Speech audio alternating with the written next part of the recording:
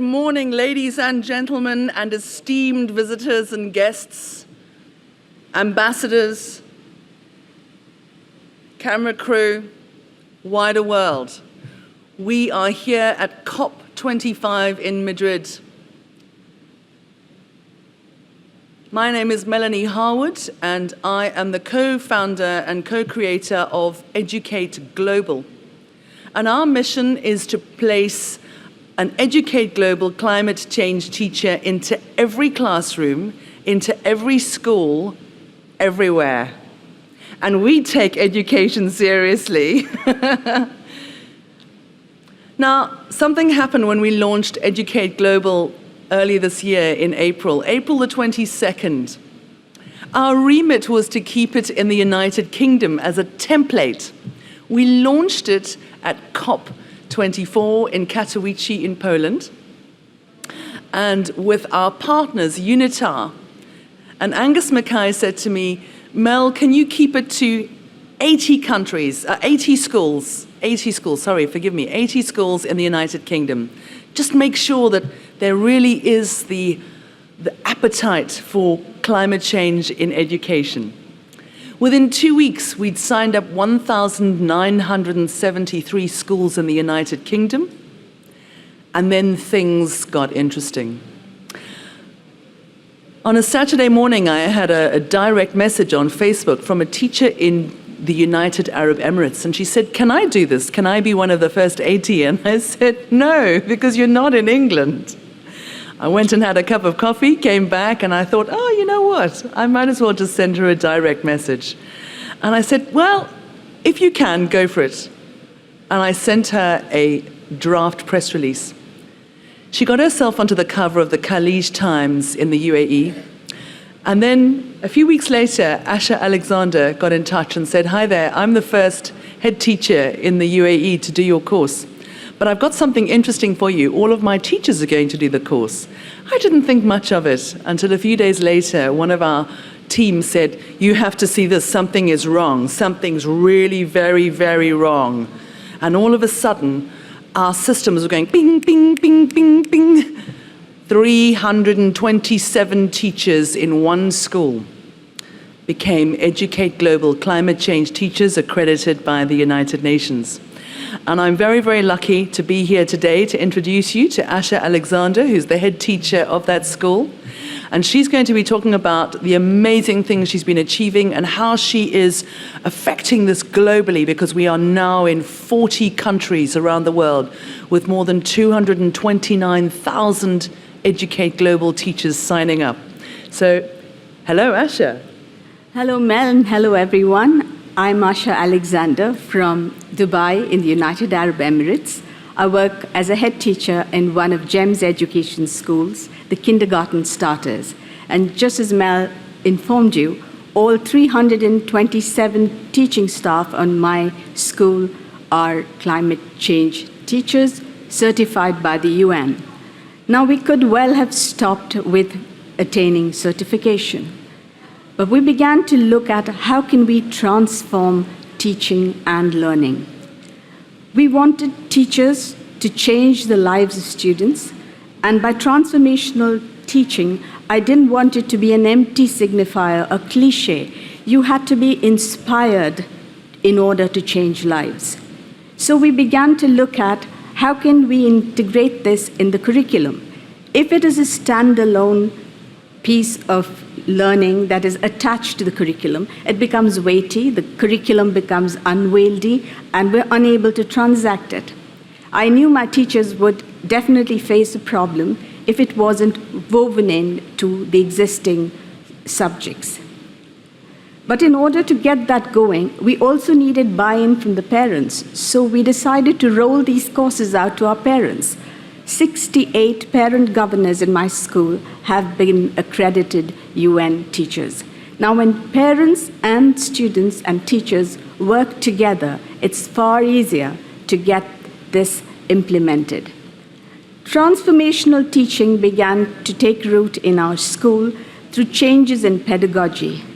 A teacher has to inspire more than instruct. There has to be not just the mere conveying of information, but you inspired. It has to be synergy of academic as well as spiritual and social goals. You've got to feel the change in order to make it happen for your children. So transformational teaching in our school began with teachers being inspired and teachers wishing to make changes in the lives of children. And that was very, very important to us. So we began to look at how can we create lesson plans that connect the children to experiential learning and not just make them literate. Most of what we do in schools is to make sure that children are literate. Literacy is not enough. Climate literacy is not enough. Students have to be educated. They need to apply that learning in the real context somewhere in the world. So I would like to show you a brief video on how this is happening at our school. The curriculum should steer away from departmentalization and head towards being more holistic with meaningful connections. At KGS, real-world themes like forensic science, climate literacy, and space exploration are the need of the hour and are embedded within the curriculum to provide a highly contextualized setting for multisensory and extensive learning. I can relate the sea level rise to the recent floods that happened in Kerala and Mumbai last year, and I didn't know climate change was so frightening. This integrative education practice is not only a hands-on participatory approach, but is also poised to situate languages, mathematics, science, and even liberal arts in a broader cross-disciplinary framework. Sustainable cities are the need of the hour. With us approaching Expo 2020 and a future where natural resources are depleting, we are hoping that AI and robotics will help us develop a cleaner and long-lasting environment to live in. So this is some of the examples of teaching that's happening. Children are learning about climate change through robotics, designing real-life solutions for problems that arise. Many of our children actually experience floods in their native state of Kerala in India, which was unprecedented and had never occurred in the many years that their parents were alive as well. And people were trapped in their houses. They had to be rowed out in boats. So children came back with stories of actually experiencing the changes that climate had brought about. So they were able to relate to these experiences very well. Now, I have the remit in GEMS education to spread this across 52 of GEMS schools in the region and worldwide. It isn't easy to convince 327 teachers to take the course, and it's far harder to make head teachers understand what to do. So one of the things we did to simplify the process was to map the curriculum to existing objectives in social studies, in science, in math, in moral education. We charted out a plan whereby we would simplify the transaction of the curriculum. We allotted time, so there's 5 hours every month for 10 months, so almost 50 hours of teaching takes place integrated into the curriculum, not separate from what we're doing. So if we taught English, we would perhaps use it to write a persuasive piece. If we were teaching science, it might be embedded into weather or animal habitat or other topics. And we are at the moment trying to do this for all of the several curricula to enable teachers around the world to integrate climate literacy into lessons. This is the first impediment that you come across when you voice your concern and you say, this is something every school should do. Our vision is not just for a region, it's for the world. It's for every teacher, every school, every child, everywhere. And we will not rest until that happens. In order to enable this, we've had the courses translated into several languages, and we are also making sure that this curriculum is going to be mapped for several curricula across the world, whether it's IB, CBSE, IGCSE, any curriculum, so that teachers find it easier to transact. You will see there's a blue link they're all hyperlinked lessons, enabling a teacher to just go in and click on that link and a lesson is downloaded. So the teacher is able to transact with a very minimal effort. We are enabling teachers to build curriculum and enable teachers to build their lesson plans, which are all uploaded on the Educate Global site. And it's all for free. So there shouldn't be any reason why teachers and head teachers do not embrace this transformational teaching that's happening.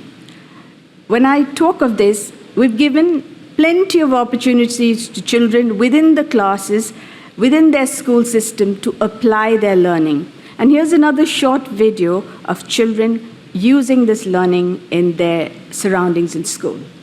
In KGS, we are going and we are collecting wet waste and giving it to the plants so it's not dumped in the sea.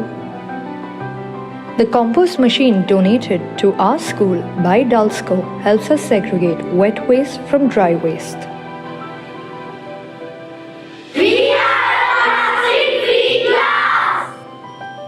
My name is Aditya and I am in a plastic-free classroom. A plastic-free classroom includes glass and steel, water bottles and tiffin boxes. We are doing this because plastic takes a lot of time to get decomposed and is bad for environments, habitats and wildlife. Today during Right to Read, we read a book about climate change. In the book, I saw children picking up garbage from the roads trying to stop pollution. So I request you all to stop the use of plastic and give climate literacy lessons in all schools so that my generation could have a better place to live in. With you integrate climate literacy in every subject, in every bit of the curriculum, yesterday I had a very interesting conversation with a teacher from Mexico, and she said, in my school, they treat it as co-curricular. There's nothing co-curricular. The curriculum evolves around your child. It evolves around your societies, and it should not be dictated by boards. One of the things as a head teacher that I did was to be disruptive. I didn't wait for my board or my education providers to tell me that I needed to teach climate literacy. I felt the need to do so, and I wasn't making any excuses. You need to be brave in order to face up and not provide excuses when it comes to integrating climate literacy. There are so many reasons which we give ourselves as to why we cannot do something. And yet, there is so much that we can do every single day, and it all adds up. If you're waiting for leaders to make the change, there's no savior coming to save us. We are our saviors. We are the people who have to fight the fight. And therefore, I advocate a movement, a revolution from the ground up. The only thing, the only solution that is long-lasting and will make an impact on this world is education. Raising awareness, actually being the change that you wish to see in the world. You have to make sure that this change is lasting. We haven't embraced this for a short while. We haven't embraced this for a year or to come here for COP25 or Expo 2020 in Dubai. This is a change that is going to last as long as we live, because I am concerned about the future of my children, my grandchildren, all of the 5,000 children who study in my school and their futures. If as educators and as adults, we are expecting someone else to find the solution, I think that is an extremely wrong thing to do. We gather together at COP and other forums to discuss. We share. And my hope is that what I have brought to you today will go into classrooms all over the world. This course is for free. People complain about money and financing and getting the funds. The course is free for you to do. If you have the will, your country has the will, your teachers have the will, your head teachers have the will, you can inspire every child, and through every child, every parent in the community. We were part of a research project by Harvard called Project Zero, and we were researching about creating communities of innovation.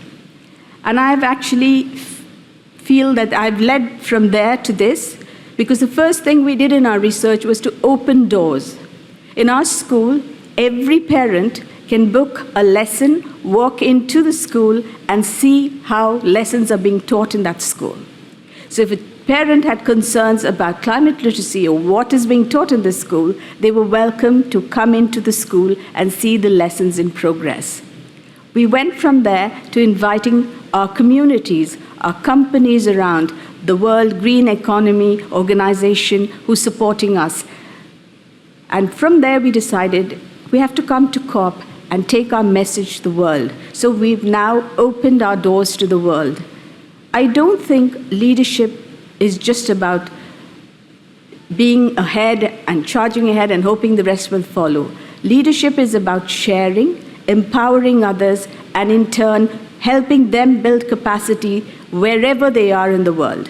Genuine collaboration that comes from a deep, ongoing partnership, which I hope we will be able to forge. And I am delighted to tell you that teachers all over the world are embracing this. We have a video for you from several countries. Just like many of you, as a parent, I couldn't have a bigger motivation to want to create a better world, both for my own children and for other future generations. Mi sono iscritta al corso Educate Global perché è il nostro preciso compito come docenti dare ai nostri studenti le conoscenze giuste in modo tale da renderli consapevoli della questione ambientale. I nostri ragazzi hanno bisogno di poter prendere delle decisioni informate, decisioni che avranno un impatto sul loro futuro. I joined Educate Global because from the start I recognized their devotion to achieving SDG goals. الرحمن الرحيم انضممت إلى دورة الإديوكيت جلوبال لإثراء معرفتي بموضوع تغير المناخ. في الوقت الحالي نخطط لدمج حوار التغيير المناخي في جميع دروس اللغة العربية وآمل أن نرجع ونعود باستمرار إلى تلك الموقع للحصول على المعلومات المفيدة منه.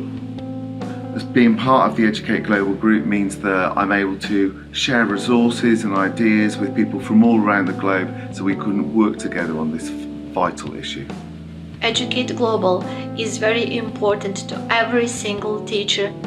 Mi chiamo Patrizia Petino e sono una docente accreditata per il cambiamento climatico. My name's Johnny Friend and I'm an Educate Global climate change teacher. I'm Bojana Bogojevic and I'm speaking from Belgrade, capital of Republic of Serbia. Melody, would you like to share? So Educate Global has 5 phases. I'm just going to outline the first 2 for you. Phase 1, we make the Educate Global full Educate Global climate change teacher course available online. It's fully funded. I've funded it personally myself to this point, and we are now in talks with countries, regions, to be rolling this out as well, to be supporting us. You can't just give a teacher a lesson plan and say, there you go and teach this. You have to give them the confidence to be able to deliver this content that they don't feel lost and alone. This is a frightening subject. You only have to walk around here to listen to some of these talks and you just feel very depressed and very low. It's depressing. So you have to give teachers this powerful knowledge and confidence so that when they are then given access to the Educate Global social site, which is currently in, I think it's in 190 languages, Tim? How many languages? 190 languages. You can translate all of the content. And it's all United Nations content. It's from more than 192 UN partners. It's good stuff in there. When we first launched this course, I didn't think anybody would join us. And I got a phone call from Dr. Ben King, a teacher in Churston Ferrers in Devon. And he said, do you know what you've got inside here? I said, no. And he said, we've been looking for these case studies for 30 years. And that's it. Teachers are looking for fantastic content. You give them great quality content, you map the curriculum, we work together. All of these leaders are coming out. The Marsha Alexanders in the Middle East, the Ben Kings and Meryl Batchelders in the United Kingdom. We've got teachers all over the world. Those are just a smattering of them. In under 6 months, This has gone viral. We've taken a small UN website and it has become the most successful education site in the history of the UN. My remit was 80 schools. I rest my case. If I'm here at COP25 6 months later and we are in thousands of schools, we can be everywhere within 6 months with your help. We need for you to go back to your governments, your leaders, and to ask them to get in touch with us so that we can provide your country with its very own Educate Global portal on the equivalent of your Department for Education website, and then we can support it in your country, in your language. What has been very interesting for us is that the teachers have come together with Tim Collins, who's our CTO and our amazing polymath, and they've been mapping out this entire program into, I think it's more than 25 international languages to begin with. So your school has translated it into Arabic. The World Green Energy Organization, we met with Dr. Issa Bastaki, and we've shown him what we can do, what we can provide, and how Asher is going to deliver this into every school throughout the UAE. This is not just for private independent schools. This is for every single education outlet on the planet. This is action, real action. Because when you see what happens to a community, when you see what happens when these children join forces and go back and teach their parents, teachers don't just teach children. They indirectly teach entire communities. It transforms communities. We've got a school in the United Kingdom that has followed your template, Asher, and they are the first school in the UK with every teacher is a climate change teacher. And Fiona Cowan is joining us next week. She's going to come and show us what it has done to her community. A community that is struggling financially. It was a coal-driven community in Derbyshire. It has transformed that community. Everybody knows what they're doing. Now, I don't know about you, but I know that we need leadership. And I see leadership in every one of these children's faces, every school that I'm going to. Real leadership. And that's what we're after. We're after children and their families that are going to take us forward. So please, any questions, anything at all? Yes, sir.